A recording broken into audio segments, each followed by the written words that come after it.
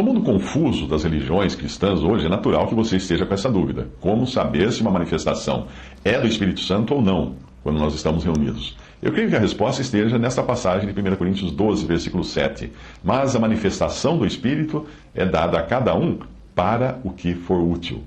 Então, quando nós nos deparamos com alguma manifestação aparentemente espiritual, a primeira pergunta que nós devemos fazer é a seguinte: que utilidade tem isso? Será que está sendo útil para edificação, para exortação ou consolação dos irmãos?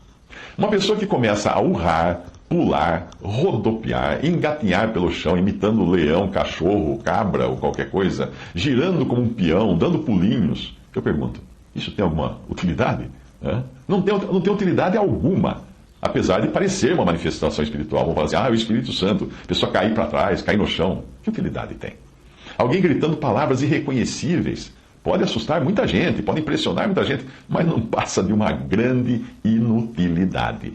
Tudo isso pode ser muito bem descrito com as palavras ditas pelo próprio apóstolo Paulo em 1 Coríntios 9, 26. Ele diz o seguinte: pois eu assim corro, não como a coisa incerta, assim combato, não como batendo no ar ou dando socos no ar. Além disso, depois de dizer que a manifestação do Espírito é dada a cada um para o que for útil, o apóstolo continua descrevendo algumas dessas manifestações e as suas utilidades.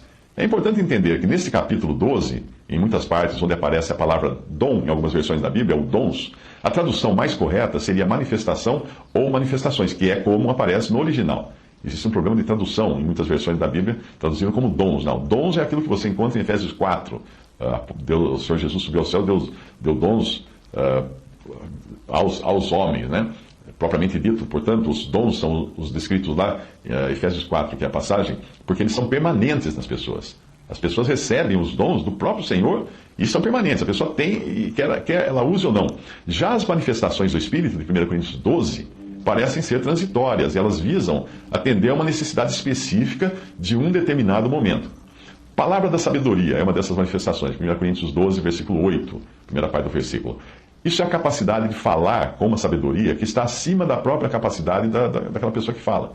Foi o caso de Filipe, que causou um efeito tremendo sobre os que o ouviam em Atos 6, versículo 10, quando a palavra de Deus diz: e não podiam resistir à sabedoria e ao espírito com que falava. Naquele momento, ele teve uma manifestação de palavra de sabedoria.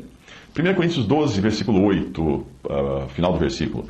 E há outro, pelo mesmo espírito, a palavra da ciência. O que é a palavra da ciência ou do conhecimento?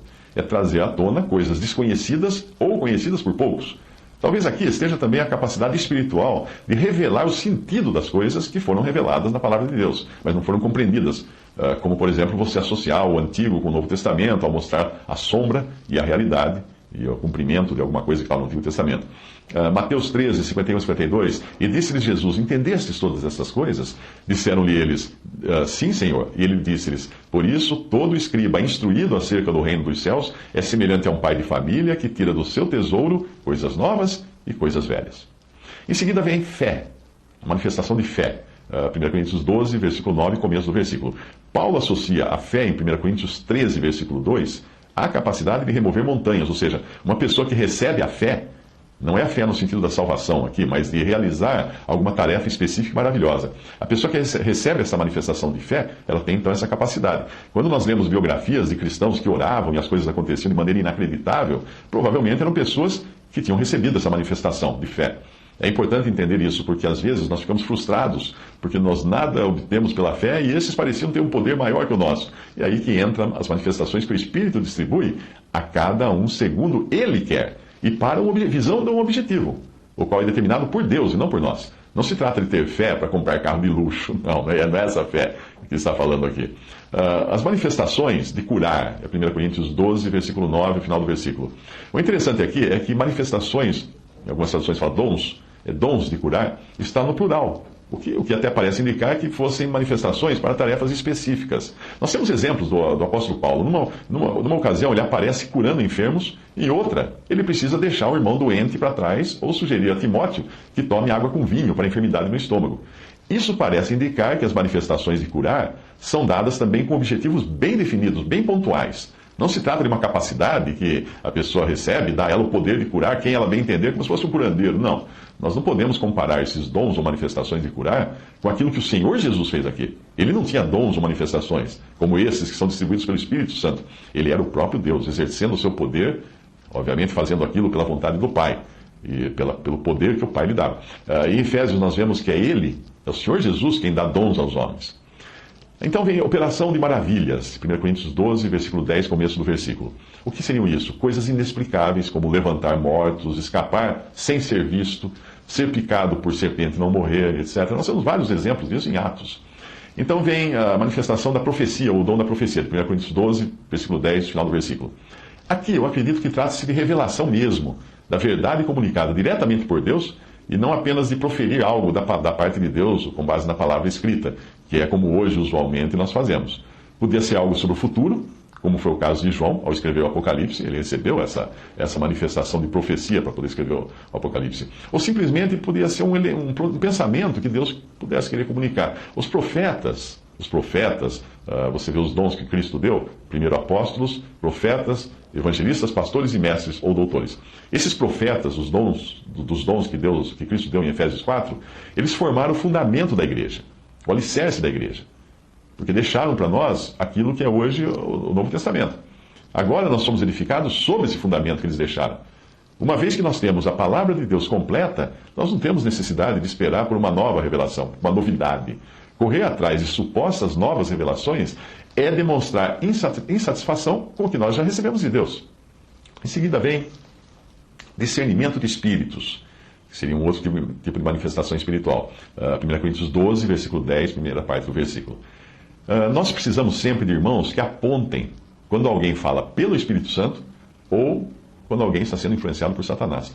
Paulo usou esse dom ou manifestação quando ele desmascarou aquela jovem que o seguia, dizendo coisas que para um ouvinte comum pareciam estar promovendo o evangelho. Ela falava assim, estes são servos do Deus Altíssimo, vos anunciam o caminho da salvação. Parecia muito. Isso está em Atos 16, 17. Mas repare que a jovem ficou fazendo isso muitos dias, diz ali, seguindo a Paulo, e ele não fez nada. Por que ele não fez nada? Eu acredito que isso pode demonstrar que ainda não lhe tinha sido dada essa manifestação do Espírito para ele agir. Hoje, muita gente carece desse discernimento porque acabam engolindo qualquer bobagem que traga o selo evangélico ou cristão. Qualquer um que na televisão ou no rádio abre a boca, fala que é evangélico, o cara já recebe aquilo como se fosse verdade. O fato de algo aparentar ser espiritual ou bíblico ou evangélico não significa que venha de Deus. Lembre-se de que Satanás é um anjo e o lugar onde ele mais atua é na religião. Não é no bordel, é na religião, onde Satanás mais atua. Ele é um anjo. 1 Coríntios 12, versículos 10, a última parte do versículo, e a outra variedade de línguas, e a outra interpretação das línguas. Variedade de línguas e interpretação, 1 Coríntios 12, versículo 10, parecem ser manifestações que caminham juntas, porque a palavra de Deus em 1 Coríntios 14 proíbe o falar em línguas se não existir quem interprete. Falar em línguas não é ficar balbuciando algum uriam malamaz. Não, é falar um idioma estrangeiro, sem você nunca ter tido uma aula disso.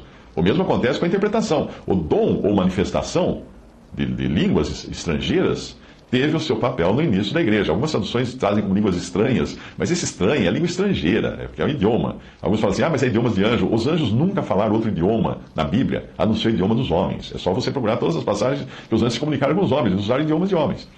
Portanto, esse dom ou manifestação teve o seu papel no início da igreja, que era o de convencer os judeus que aquela era uma obra de Deus. Eu não vejo utilidade hoje assim, de algo assim. Eu nunca vi numa reunião de cristãos alguém que falasse de forma sobrenatural um outro idioma, de acordo com as ordens dadas em 1 Coríntios 14. Então você fala assim, mas eu já vi, eu sempre vejo. Então vamos lá. Falar 2 ou 3 no máximo, 1 Coríntios 14 dá a ordem da coisa. Falar 2 ou 3 no máximo, um depois do outro, ter quem interprete e as mulheres ficarem caladas. E fora isso, ainda cabe uma pergunta. Está isso sendo útil para convencer judeus? Lembra, a manifestação Deus dá para o que for útil. Em 1 Coríntios 14, 21, diz assim, está escrito na lei, por gente de outras línguas e por outros lábios, falarei a este povo, que são judeus, e ainda assim não me ouvirão, diz o Senhor.